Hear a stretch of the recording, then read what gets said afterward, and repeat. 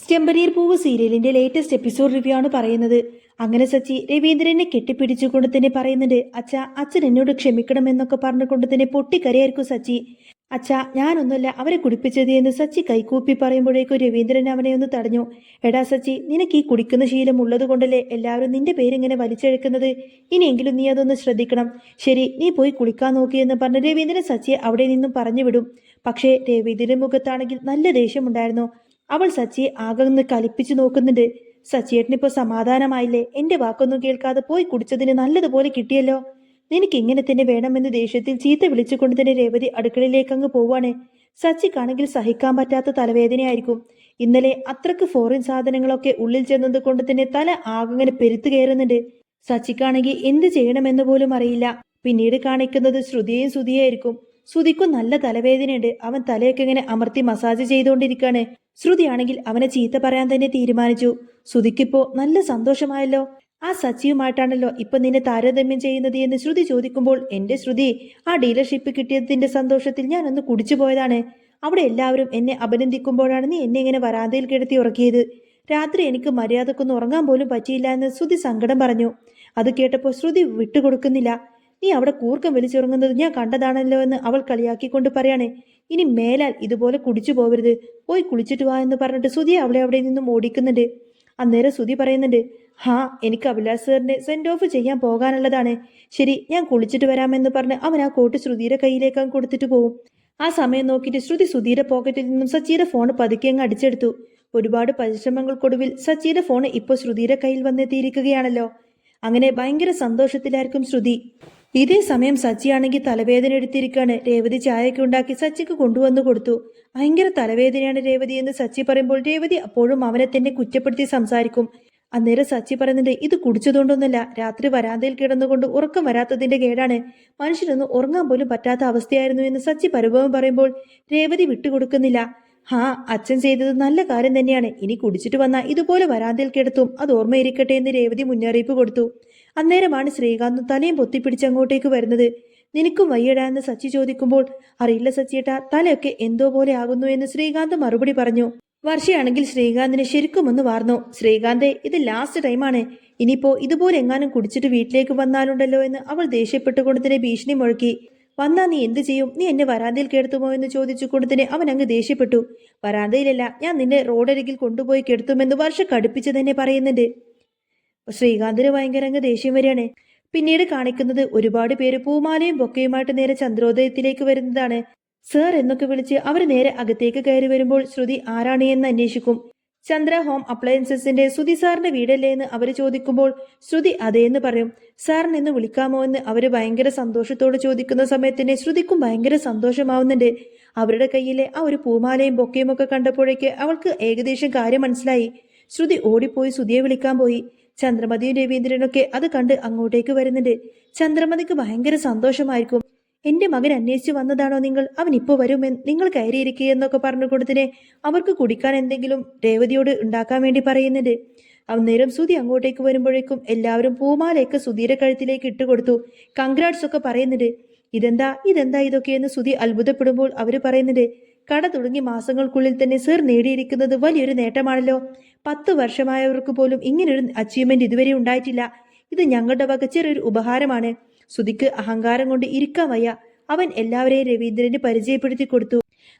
ഇവരൊക്കെ കേരളത്തിലെ sub dealers ആണെന്ന് അവൻ പറയുമ്പോൾ, സാറിന്റെ മകൻ വലിയ കഴിവുള്ളവനാണ്. ഇതുപോലൊരു അംഗീകാരം വേറെ ആർക്കും കിട്ടിയിട്ടില്ല എന്ന് അവർ ശ്രുതിയെ പുകഴ്ത്തിക്കൊണ്ട് സംസാരിച്ചു. ഇതുപോലൊരു മകനെ കിട്ടിയത് സാറിന്റെ ഭാഗ്യമാണെന്ന് അവർ ആശംസിക്കുമ്പോൾ ചന്ദ്രമതി പറയുന്നുണ്ട്, എന്റെ മകൻ വലിയ ബിസിനസ്മാൻ ആകുമെന്ന് അവന്റെ ജാതകത്തിലുള്ളതാണ്. ഡീലർഷിപ്പ് കിട്ടുമ്പോൾ ഞങ്ങളെയും കൂടെ ഒന്ന് പരിഗണിക്കണമെന്നൊക്കെ അവർ പറഞ്ഞ് അവിടെ നിന്നും പോവാണ്.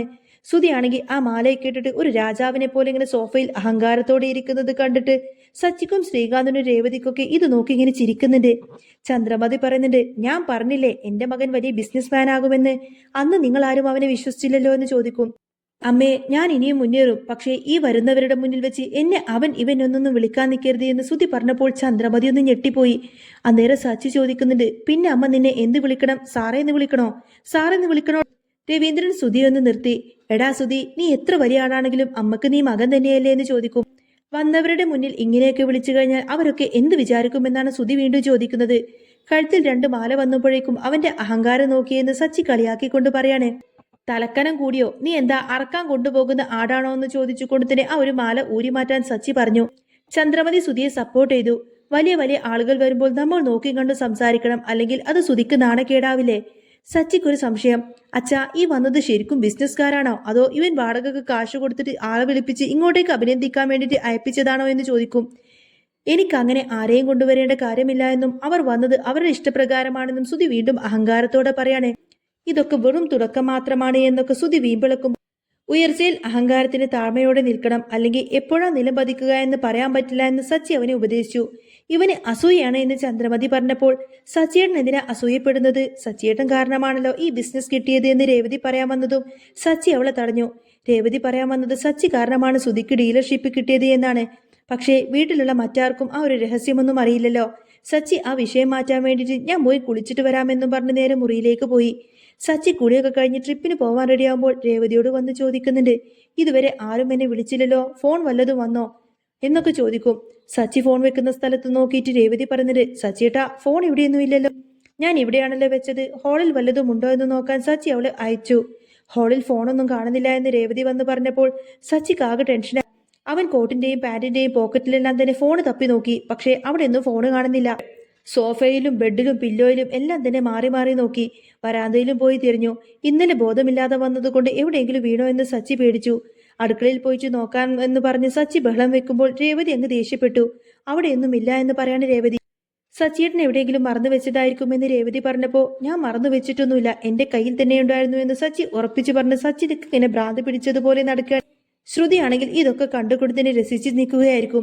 ഒന്നും അറിയാത്തതുപോലെ തന്നെ അവൾ വന്നിട്ട് എന്താ സച്ചി കാണിക്കുന്നത് എന്ന് ചോദിക്കും. ഫോൺ കാണാനില്ല എന്ന് പറഞ്ഞപ്പോൾ ഇന്നലെ നിങ്ങൾ വന്ന കോലം കണ്ടില്ലേ, എവിടെയെങ്കിലും വഴിയിൽ പെട്ടതായിരിക്കുമെന്ന് ശ്രുതി കളിയാക്കിക്കൊണ്ട് പറഞ്ഞു. പാർലറെത്തി നീ വെറുതെ എന്നെ ദേഷ്യം പിടിപ്പിക്കല്ലേ എന്ന് സച്ചി അവളോട് തട്ടിക്കയറി.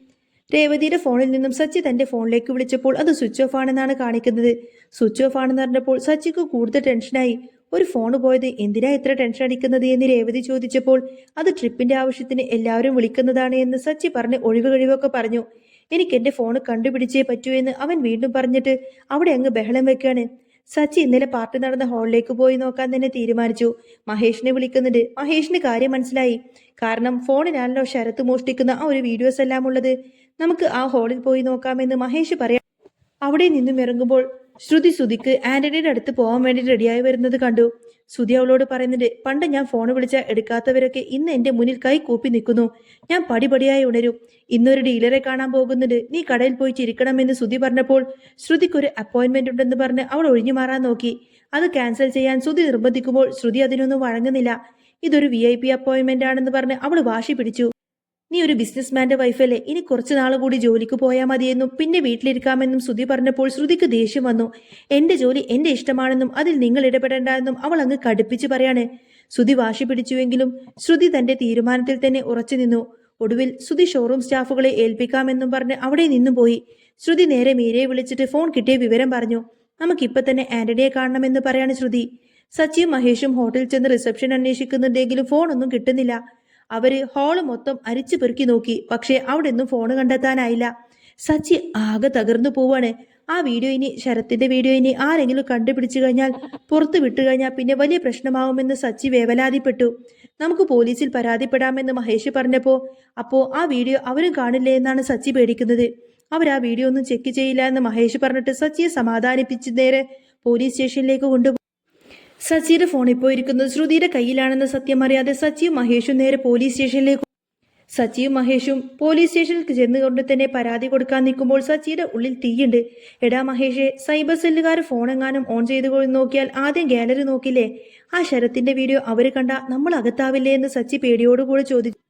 മഹേഷ് അവനെ സമാധാനിപ്പിക്കാൻ നോക്കുന്നുണ്ടെങ്കിലും സച്ചിയുടെ മുഖത്ത് വിയർപ്പൊന്നും മാറുന്നില്ല. പോലീസുകാർ പരാതി എടുത്തില്ലെങ്കിലും സച്ചിക്കൊരു സമാധാനവുമില്ലായിരുന്നു. ഇതേസമയം ശ്രുതിയും മീരയും കൂടി ആന്റണിയെ കാണാൻ ഒരു രഹസ്യ കേന്ദ്രത്തിലേക്ക് എത്തിയാണ്. ശ്രുതി ആ ഫോൺ തുറന്ന് അതിലെ വീഡിയോസ് എല്ലാം മീരയെ കാണിച്ചു. ശരത്ത് പണം മോഷ്ടിക്കുന്ന ആ ഒരു വീഡിയോ കണ്ടതോടുകൂടി തന്നെ മീര ഞെട്ടിപ്പോയി. ശ്രുതി, ഇത് സച്ചിയേട്ടൻ എന്തിനാ ഒളിപ്പിച്ചു വെക്കുന്നത്? ഇത് നേരത്തെ തന്നെ പുറത്തു വന്നിരുന്നുവെങ്കിൽ ശരത്തിന്റെ ജീവിതം ഇങ്ങനെയൊന്നും ആവില്ലായിരുന്നു എന്ന് മീര സങ്കടത്തോടെ പറയുമ്പോൾ, അതാണ് മീരെ ഇതിലെ കളി. സച്ചിക്ക് എല്ലാവരെയും തന്റെ കൈപ്പിടിയിൽ നിർത്തണം. ഇതിപ്പോ ശ്രുതിയെ തളക്കാൻ വേണ്ടിയിട്ട് ഒരു ആയുധമാക്കാൻ വെച്ചിരിക്കുകയാണെന്ന് ശ്രുതി മറുപടി നൽകി. പിന്നീട് നടക്കുന്നത് വലിയൊരു നാടകമായിരിക്കും. ശ്രുതി ആ ഒരു വീഡിയോ തന്റെ ഫോണിലേക്ക് കോപ്പി ചെയ്തതിനു ശേഷം സച്ചിയുടെ ഫോൺ വഴിയിൽ ഉപേക്ഷിച്ചു. എന്നിട്ട് സച്ചിയെ അപരിചിതമായ ഒരു ഫോൺ നമ്പറിൽ നിന്ന് വിളിച്ചു. സച്ചിയേട്ടാ, നിങ്ങളുടെ ഫോൺ എന്റെ കയ്യിലുണ്ട്. അതിലെ വീഡിയോസൊക്കെ ശരത്തിന്റെ ആ വീഡിയോസൊക്കെ എന്റെ കയ്യിൽ കിട്ടിയിട്ടുണ്ട്. അതിനൊക്കെ നിങ്ങൾ ഇനി അനുഭവിക്കാൻ പോകുന്നതേ ഉള്ളൂ എന്നൊക്കെ പറഞ്ഞുകൊണ്ട് തന്നെ ഫോൺ കട്ട് ചെയ്തു. ഇത് കേട്ടതോടുകൂടി തന്നെ സച്ചി ആകെ തകർന്നു പോയി. വീട്ടിലേക്ക് തിരികെത്തിയ സച്ചി കാണുന്നത് സോഫയിൽ ഗമയിലിരിക്കുന്ന ശ്രുതിയെയും അവനെ പുച്ഛിച്ചു നോക്കുന്ന ശ്രുതിയെയുമാണ്. പെട്ടെന്ന് ശ്രുതി തന്റെ ഫോണിലെ ടിവിയുമായിട്ട് കണക്ട് ചെയ്തു. കുടുംബാംഗങ്ങളെല്ലാം തന്നെ അവിടെ നിൽക്കെ തന്നെ ആ വീഡിയോ വലിയ സ്ക്രീനിൽ അങ്ങ് തെളിഞ്ഞു. ശരത്ത് തന്റെ അമ്മയുടെ പണം മോഷ്ടിക്കുന്ന ആ ഒരു വീഡിയോ സ്ക്രീനിൽ അങ്ങ് തെളിഞ്ഞു വന്നതോടുകൂടി തന്നെ എല്ലാവർക്കും ആകെ ദേഷ്യം വരികയാണ്. രവീന്ദ്രൻ ആകെ തകർന്നുപോയി. ചന്ദ്രമതി ദേഷ്യപ്പെട്ടുകൊണ്ടായിരിക്കട്ടെ സച്ചിയോട് സംസാരിക്കുന്നത്. ചന്ദ്രമതി ഈ വീഡിയോ കണ്ടതിന് ശേഷം രേവതിയും ഒരുപാട് കുറ്റപ്പെടുത്തുന്നുണ്ട്. രേവതിയൊക്കെ ആകെ ഷോക്കേറ്റതുപോലെ നിൽക്കും. ശ്രുതിയും ശ്രുതിയാണെങ്കിൽ അഹങ്കാരത്തോടു കൂടി തന്നെ സച്ചിയെ നോക്കി ചിരിക്കുന്നു. ശ്രുതിക്ക് ഡീലർഷിപ്പ് കിട്ടിയത് അവന്റെ കഴിവ് കൊണ്ടല്ല സച്ചിയേട്ടാ. നിങ്ങൾ അവനെ കൊണ്ട് ഓരോന്നും ചെയ്യിപ്പിച്ചതിന്റെ കൂലിയാണെന്ന് എനിക്കറിയാം. പക്ഷേ ഈ വീഡിയോ പുറത്തു വന്നതോടുകൂടി തന്നെ തകരാൻ പോകുന്നത് സച്ചിയുടെയും രേവതിയുടെയും ജീവിതം തന്നെയാണ്. അങ്ങനെ ശ്രുതി ആഗ്രഹിച്ചതുപോലെ തന്നെ കാര്യങ്ങളൊക്കെ നടക്കുമോ ഇല്ലയോ എന്നൊക്കെ നമുക്ക് കാത്തിരുന്ന് കാണാട്ടോ. അപ്പോൾ നിങ്ങൾക്ക് ഈ ഒരു ചാനൽ ഇഷ്ടമാവുകയാണെങ്കിൽ സബ്സ്ക്രൈബ് ചെയ്യാനും സപ്പോർട്ട് ചെയ്യാനും മറക്കല്ലേ. നെക്സ്റ്റ് വീഡിയോ ഉടനെ വരാം. ബൈ.